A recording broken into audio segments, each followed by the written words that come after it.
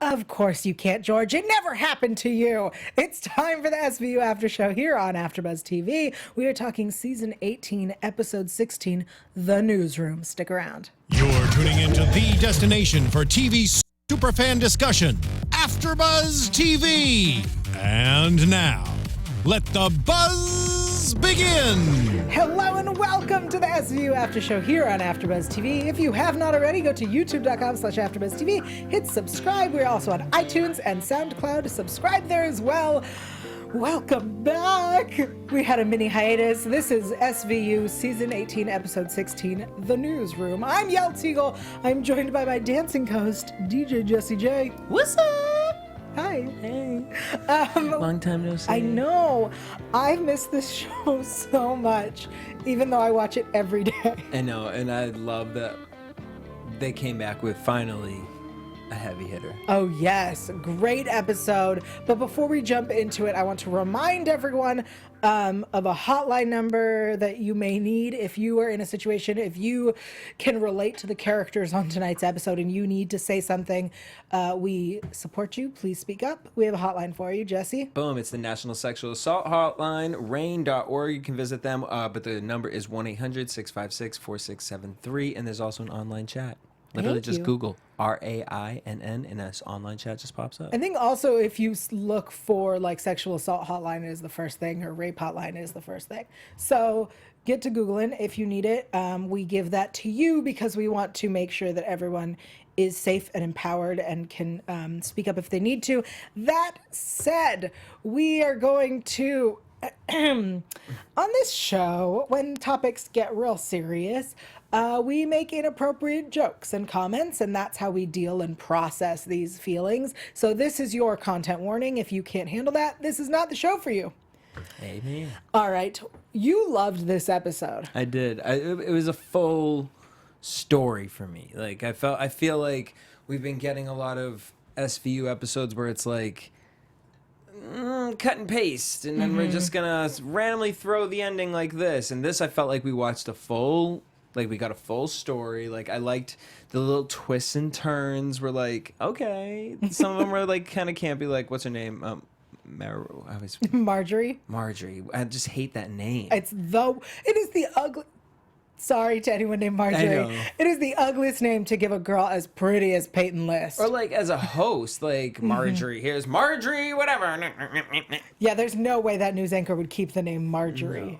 Like Mary. Somebody's going to absolutely tweet at me like, here is my local news anchor, Marjorie. It's just going to be super hot. I'm sorry. I'm such an ass. I mean, hey, me too. It's not a pretty name. No. I'm sorry if your parents are dicks. I thought originally, though, at the beginning of this episode, we were going to stick with the actual actress who was with on Davina. the talk show. Yes. So let me tell you about this story Yes, because, what is tea? okay. So the story of Davina coming on to the news and saying that Dante Marino was her co-star and director for a film called Turnstile. And in that story, in the movie, there was a rape that took place and was filmed and then produced as a love scene. Now, Like in real life? that is the story of what we saw on SVU. Now, here's what... I thought you were saying this No. is based off. This is what they pulled from. Okay, so this became like huge news in December. It was going crazy. People were talking about this. And I want to start, before I even tell the story, that in the story I'm going to tell that is pulled from the headline, no rape occurred. Okay? To be clear, no one was raped.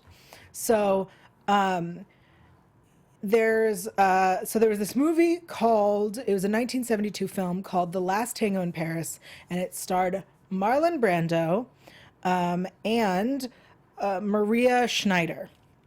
So she was 19, he was 48, and the director, Bernardo Bertolucci, thanks. So apparently it was revealed in 2013 that Bertolucci decided that morning, he and Brando talked and they were having breakfast and he was using a butter packet, and he said to Brando, in the scene where you rape her in the movie, not in real life, use these butter packets on her, like on lube. her, like lube. So in the scene, like, rub this butter on her. We're not going to tell her that this is what's happening because we want her real reaction. So, like, so offensive that, like, to an actress, we don't want her to act. We want her to feel.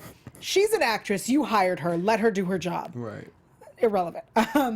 But so the character uses the butter to help rape the character. And the 19-year-old actress was not told that they were doing this. She was not told that the butter was going to be used. So she knew that there was a rape scene. She did not know that the butter was going to be used. And when they shot it, she panicked and freaked out and started crying and was terrified. And she had said in an interview that she said, I was crying real tears. I felt humiliated. And to be honest, I felt a little raped, both by Marlon Brando and Bertolucci. After the scene, Marlon did not console me or apologize. Thankfully, it was only one take. So she felt she was assaulted, absolutely. And that it wasn't in the original script and that she had no idea it was about to happen. And then they did this to her. So that's the story that they ripped from the headline to make this one tiny scene. It's so intense. Yeah. But that's an interesting story to know, like, because I mean, I don't know, I feel like a lot lately I've been hearing a lot of women like come out and say certain things, but it's just, especially in this industry, and like, I don't know, like butter, like Marlon Brando. Right. So he was 48, she was 19. That's crazy. And the thing is, But like, you knew it was also going to be a rape scene, so I'm just like I'm just trying to imagine what happened with that butter. well, so the thing is, like, here and now, there are a lot of shows that are being, like, TV shows that are being much more risque and are showing rape, SVU one of them, 13 Reasons Why, one of them. So to do these scenes, they're talking to the actors before they do it. They're like talking to them and blocking and making sure everyone's comfortable and there's consent. Like, that's how you do a movie, is everybody is on the same page. You know what you're doing. We're shooting a scene. This is the reaction you're supposed to give. So the idea that in 1972 they went, you know what we want? We want her to feel like she's being raped. No, So you we're wanted gonna to be an asshole. Yeah. Honestly, you wanted to assault her. wave So- your dick around. That's what she was doing, trying to show that you the boss. What I love about this episode of SVU, though, is that they were like, hey, how can we put a bunch of storylines together? You know what? This little thing happened. And so in December, it like blew up. The director's interview that revealed that he and Marlon Brando did this was in 2013. And it became really, like, it resurfaced in 2016 in December. So... and then he had to go on and defend again that, like, she was not raped. That is not the story. The story is not that we're watching a girl get raped. It is that we buttered her up. And the idea that SVU was like, yeah, let's just take that story and then let that start. She got raped. Yeah, she gets raped and then we'll just move on to this other story, because that's what SVU does. Yeah. No, and they did. I mean, this was a Frankenstein episode, and it was marvelous throughout the whole thing. Yeah. I think my favorite part is at the beginning of the episode when Heidi, our victim of the week, is like clearly like identifying and Liv, it keeps like, Liv is like, I got this. I see this. I see what's happening. I know I got this. It was so fun. That was actually, I like And when she goes, of course you can't, George. Never happened to you. So good. I mean, yeah, no. At first, again, I thought we were going with the first girl. Then all of a sudden, Heidi. It was like, all right. And then afterwards, how quickly she was to just spill all the information. She said his name. She said the date. Like, you can't tell Liv out of everybody all that information, because now Liv gonna go home and put the Jenga together. Right, like it was this man. This is when he raped me. No, never mind. I never said it. Girl, yes, you did. Yeah, and not This only is that, Benson. but I just sat next to you for like 6 minutes, Yeah. freaking out. So I got this. I see what's happening. She was like a dog. Yeah. Like, where's the ball? Where's the ball? I got this. Honey, and she got it. She did. Oh, she did. So we have Harold Coyle. For those who don't know who he's supposed to be, It was a little bit of Roger Ailes, which I talked about last show, and a little bit Bill O'Reilly. I feel like Bill O'Reilly was more of a recent thing, so they couldn't, exactly do it. But it's pretty much it's those stories. Yeah, it definitely had a little elements of both for sure, and he was the perfect person to put in that position because he gives creep. Like, even at that last scene, it was just like, do not touch me, sir. Oh, the actor? Yes. So I really think we need to give a shout out to Christopher McDonald, he's always a villain. He's always terrible. He has that face. He That's does. why. He was in Happy Gilmore. He eats pieces of poop like you for breakfast. You eat pieces of poop for breakfast? Disgusting. It's my favorite. That was a censored version.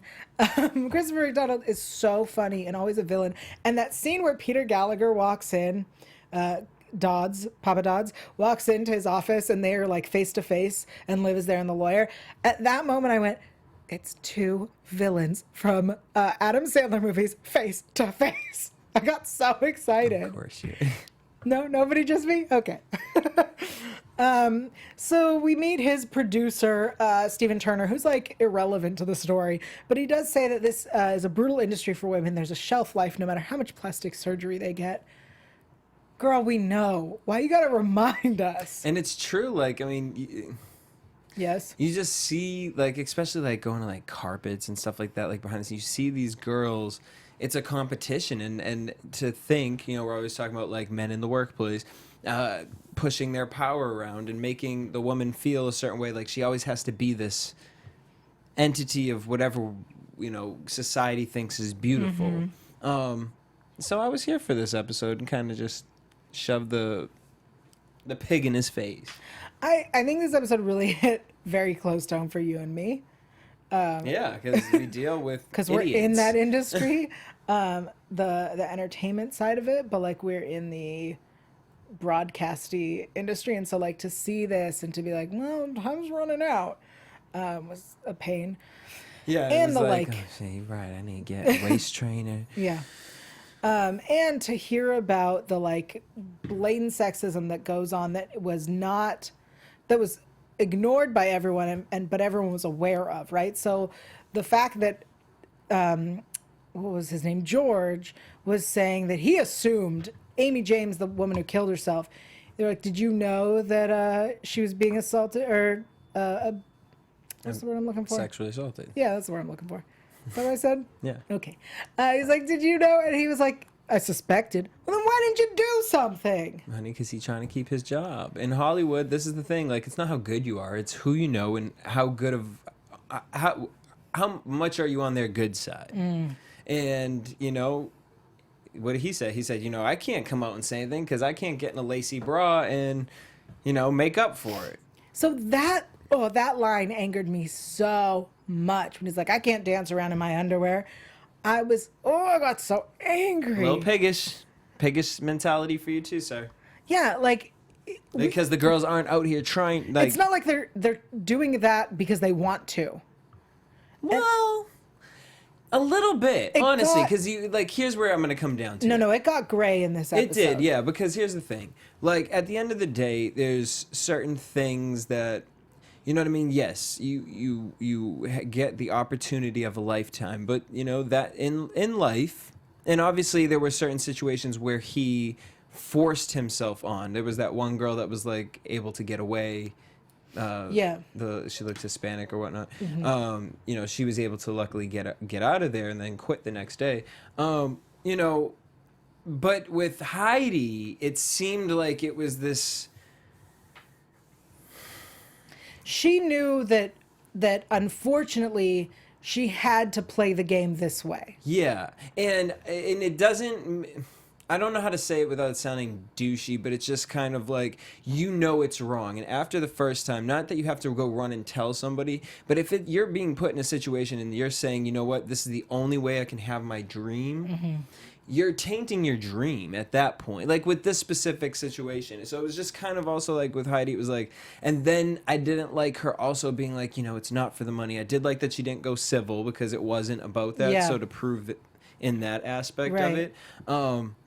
But it's just one of those things. And again, you can't really say it because when you're in the situation, it's so different, and you aren't really fully there. But I mean, this is why I have a problem with reality TV stars being the new faces of products and things like that, because these are people who are have their own psychological issues that we just showcase to the world, instead of it being like a produced movie where it's an actress. And no, we love George Clooney because we love him as an actor. We know that he's an actor, and so that's why I appreciate him. Whereas with reality TV stars, I think it's like something like this, where it's like, well, you know what? I'm going to cheat to get ahead. I'm going to cheat to do this. I'm going to have my stomach sucked in. I'm going to do all the things because that's what I think is going to get me to the top. And so, I think that that's just what we saw with her. This is what the generation younger, I mean, I guess it's always kind of been around. But I see with this girl, it was just someone who was like, the only way I can stay here, the only way I will have a job, not to go to another network or to do anything else. It was like, if I want to be in this business, I have to get on my knees. That's crazy to me. Yeah, it was really hard to watch when Heidi was saying that, like, she saw that she was losing her job, and he was like, "Show me how much you want it," and she was like, "I'm gonna have to show him how much I want it," and then, like, at that point, I went, "Girl, he's not giving it to you." I'm sorry. At the point of him, like, I wish we could have seen. seen. And this is after he had raped her. Yeah, and like the whole dancing on tape thing, like. Yeah. How did that even like happen? Like, could you honestly imagine, like, okay, you just get hired for, Fox, or, and then you go in there, well, rethink that statement. All right, ABC, and you go in there and it's rethink that statement. I just would like to be clear. Fox is conservative and therefore would never hire me. ABC is family friendly and therefore would never hire me. FX. There you go. So say like you go into FX, sure. Right? And this is all hypothetical because I do not know FX's any type of moral standards. Great. But anyway, so you go into FX and you're talking and they're like, "We love you. We want to hire you, yada, yada." Great. Great. Your next meeting is with the head president of the network. You go in to meet with the president of the network. Okay. Well, even better for your case. I'm down. So you go in there and she's hot? like, Yeah. "Well, here's the thing. Why don't you dance around for me?" You gotta know that I would absolutely You're with the wrong person. I'm the wrong person to ask. Yeah. Anyway, the point is, I see what you're saying. But like, why aren't we stopping there? Yeah. How did it get past that? Why am I dancing in my underwear for you? And why do you have that tape? Yeah. So two things about that. There's I don't remember whose story it was that, like, at first he just like put his hand in her blouse, and I was like, I don't know about other women, but maybe it's because people tend to get grabby. I like instinctually just smack anything coming towards them. Yeah, like what? I mean, he put his hand, and the first time I was weirded out, and then the second time it was just kind of like, why is there a second time? Well, so that's the thing, is they're afraid to go to HR, and they talked about in this episode where, just to be clear before we continue, we are at no point blaming any victims. We are not victim blaming. We are discussing the current circumstances and asking questions. So. Because he was blackmailing them with videos. I'm trying to get to the point of understanding of how we got to that. Got to the fact that I was open to, because I'm assuming the blackmailing videos happened from the stories happened before the sexual assaults. It he had this whole. It was part of the sexual assaults, but they were on separate occasions. Right? So sometimes no, he was assaulting women on video. Oh, see, I was taking it like he had a meeting with the girls first, and it would be like Heidi said, at first it was just he would have me dance around in underwear, and then he used that tape. He's doing that, but also, I see what you're saying. So yeah, I thought it was like separate things. So I was like, okay, so this is a thing for him. Yeah, but but that, like him having them dance around their underwear, that is an inappropriate sexual harassment. Even Maggie or whatever her name is, Margarine, with the butter. Now I'm thinking, even Margarine, she was looking like, well, yeah, that's not our relationship. Well, clearly it was if he has a video of you. Yeah, so it absolutely was their relationship. She understood that it was a I'm going to help you, you're going to help me. But then she was like, now that we have helped each other, that part of our relationship is done. I want my tapes back. And he was like, no. Right. She thought that it was something different than it was. So the other thing is that they had said in this episode that the reason no one reported it was because things got buried there, that he blackmailed everyone, that he was in charge, and he, we saw him threaten Chief Dodds about Baby Dodds. He said, if there's anything to find, we'll find it. Like, who's responsible for Baby Dodd's death? He obviously did not say Baby Dodd's. He also kind of gave me the guy from the last episode, the tech guy who could find all the information. Oh, yeah. He's like, are they working together? I'm sure he would use his product. Right. Yeah, it was really terrible. That sounds like a terrible place to work. Yeah. It actually reminds me a lot of the host of the... Okay, so there was the host of the talk show when we had the 50 Shades of Grey episode where the author came in and he raped her, and then it turns out that he kept hiring assistants and raping them, and they had to now only give him male assistants, and that he kept giving them promotions and jobs and whatever so they wouldn't say anything. It reminded me of that a little bit. It's really sad when you can't report sexual assault or sexual harassment in the workplace. I think that's one of the most terrible things. And I actually was talking to somebody this week who is in our industry, who's in our field, who is sexually harassed at work and cannot say anything because she will be fired. Yep. And also, what's it called? Trump trying to shut that law down that Obama had passed to where it was okay for women to come, or just people to come out and talk about it, and now he's trying to basically veto it so that companies can keep it on the low. Like, why are we creating a lane for that? That makes no sense. I want to talk about Marjorie for a second, because that was actress Peyton List, who... I hated her. She's so Until hot. the end, she did turn everything around. She's so hot. It was getting on my goddamn nerve throughout the episode. Her name or her? Both. I just look at her and go, Margarine. Hi. Okay, so you will probably want to check out these other episodes then, because Peyton List was in season 4, episode 25, Soulless in 2003, where she was not such a terrible person, and season 2, episode 9, Pixies in 2001, where she was a little girl and she just had one line and it was so adorable. Now she's all grown up and hot. Pixies, I saw that one. That's the one with the gymnasts. So the end when she does the wire, I got annoyed. Not because she wore a wire, but because, one, it was pretty obvious that I thought she had a camera in her purse. Like, that's what I thought when she walked in. But then with the wire, like, we've had that this season. We had it last season. I actually didn't even. We've had too many wires. They did it for me. Really? They did it personally for me. Maybe it was because I genuinely bought into her character as being like, "Oh, you dumb, excuse me, but you dumb bitch. Like, he ain't gonna give you the tape. Now what? Now what? Now you in here?" Like, I was on that road, so when they showed that, I was excited. I was more mad at his acting skills in that moment because it was just, but not even mad because it was creepy and gross, and that he did deliver that. So Yeah. It just was uncomfortable altogether, but I wasn't mad at it. I wasn't like it was a little bit of a copycat. I do get that, but for the way that this story worked, I needed her to do that for her to have any redemption, because she was absolutely shit list. Yes, absolutely needed redemption. The other thing about the tapes, and I was telling you this earlier, so every single person that he assaulted admitted there were tapes.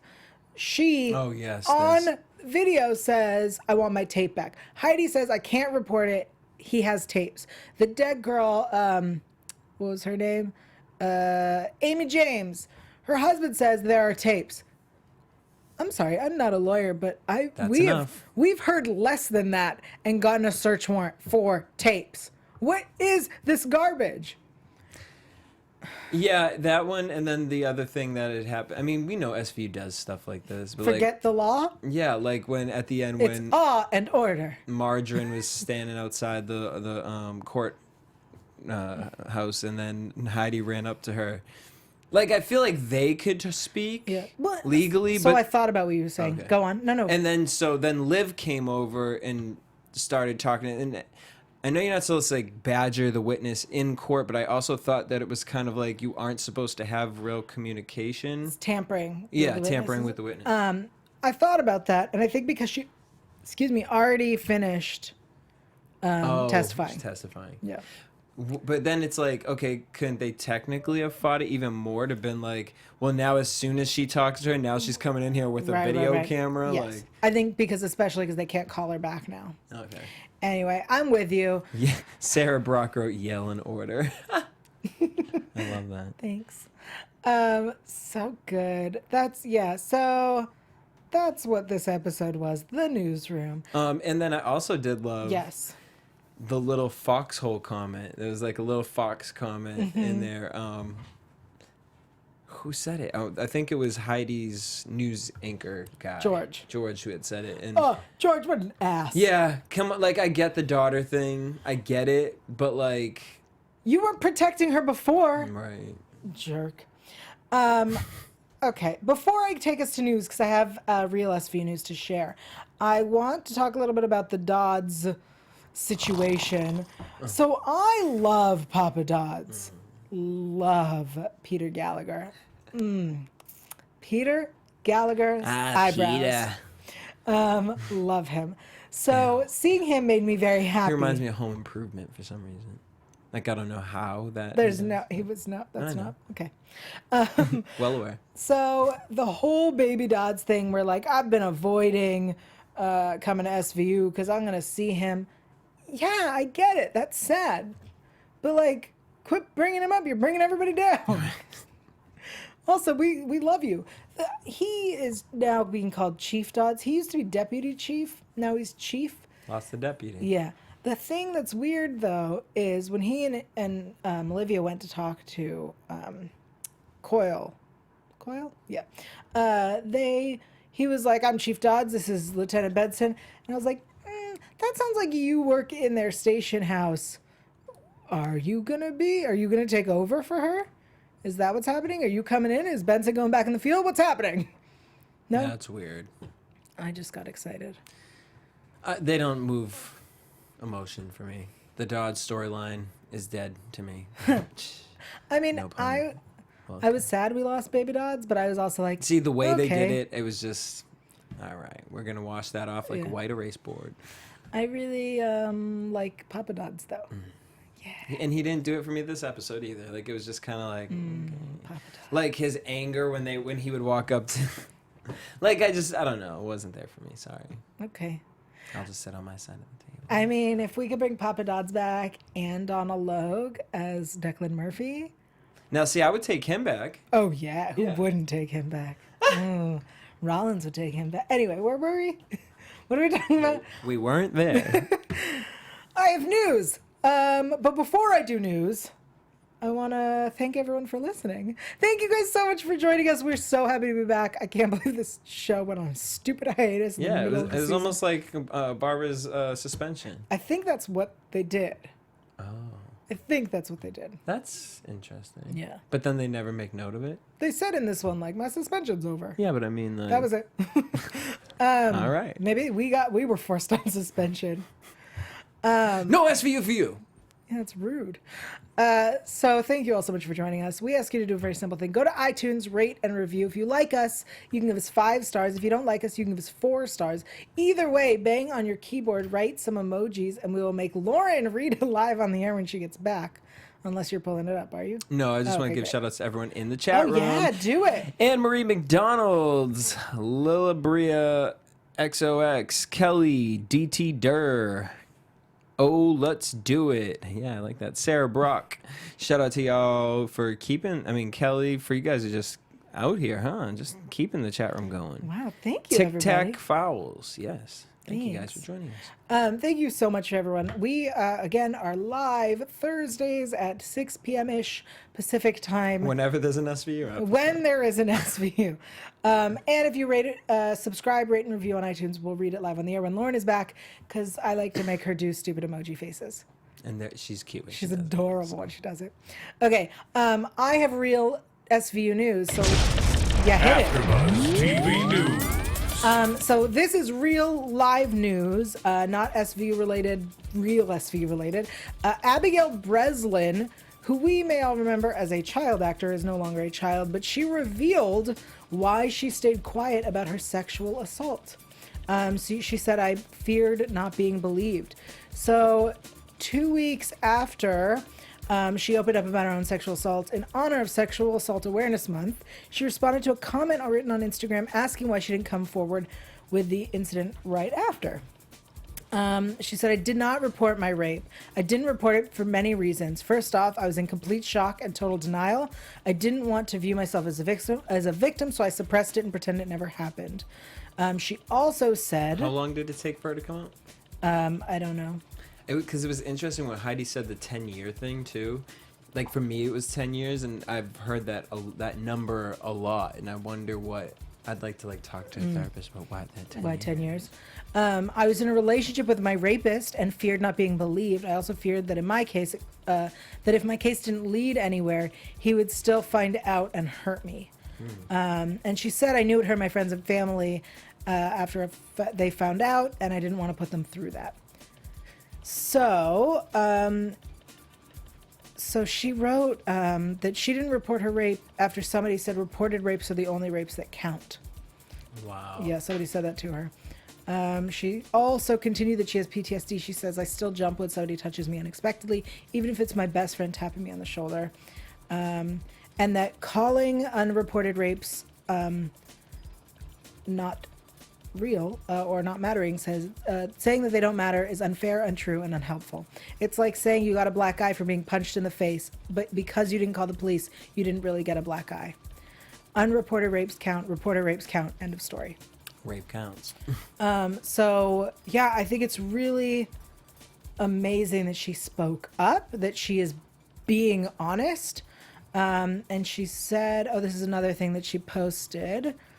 She said, consent. You are not obligated to have sex with someone that you're in a relationship with. Dating is not consent. Marriage is not consent.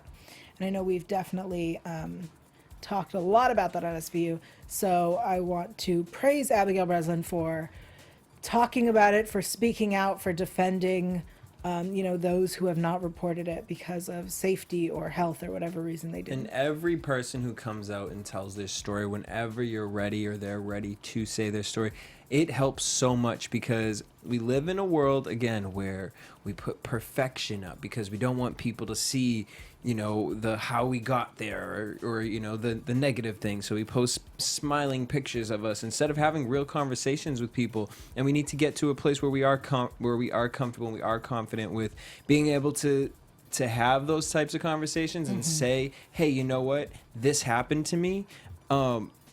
And because the more people hear the stories, then they start to realize, you know what? It isn't only me. Because when those things happen to you, you feel like you are the only one. Because no one else's experience will ever be yours. But other people go through things who are similar, and you need that. It's very important to have a support system after something like that happens because it does change your mentality. And like she said, she continues to go through PTSD from that, and I'm sure she's had tons of therapy, but it's a trigger, and it's something that you need to get out of your system. So don't, if you can find somebody or you're double thinking it, try to find that safety support, or even like we said, we gave you the hotline or chat line. Absolutely. Thanks, Jesse. Guys, these are serious topics. We make terrible jokes, but these are serious topics. And I think it's really brave of Abigail to so publicly, as a celeb, say something. And she's not the only celeb recently who has revealed stuff. And we've talked about it here on the show. And we'll continue to tell these stories because when you tell their stories, you can help someone else. Liv always says that going up and facing your assailant is what helps you get through it. For me, I'm not there. I don't feel like I would ever have to talk to him or have a conversation with him. I had to talk it out of myself. I had to flush it out. I had to understand why things happened, and then I need to understand the PTSD part of it. And then once I figured out why things were attached, for me, that's where it kind of let go. But I mean, I think mine was also because it wasn't like I was robbed or mugged or it just came out of nowhere kind of a thing. So, I mean, I think you just got to walk. It's work. You literally have to work through it.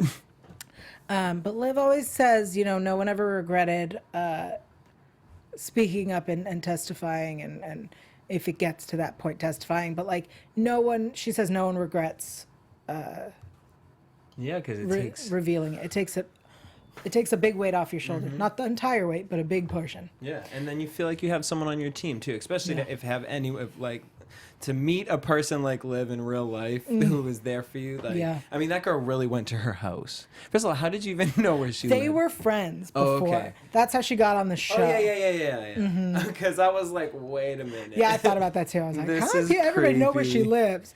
And After then Noah's, like, I just really want to do a timeline of Noah's growth because I'm just like... He sleeps a lot. Whatever, I didn't want to talk about him this episode because he was there. He wanted another story. He's not a baby anymore. Even though he's so old that I'm kind of like, does he need that side thing on his bed anymore? That was my question was, does he not speak English? Like, girl, I think he needs a speech therapist. Okay. I want to take it to predictions. And on a little light note. Stupid baby Noah. You're He's not even a baby He's anymore. stupid. But they really got him in one of those grown baby things. Yeah. Okay, so next week is called Real Fake News. I really don't like where they're going with this episode. This is Trumpy. And no, but okay.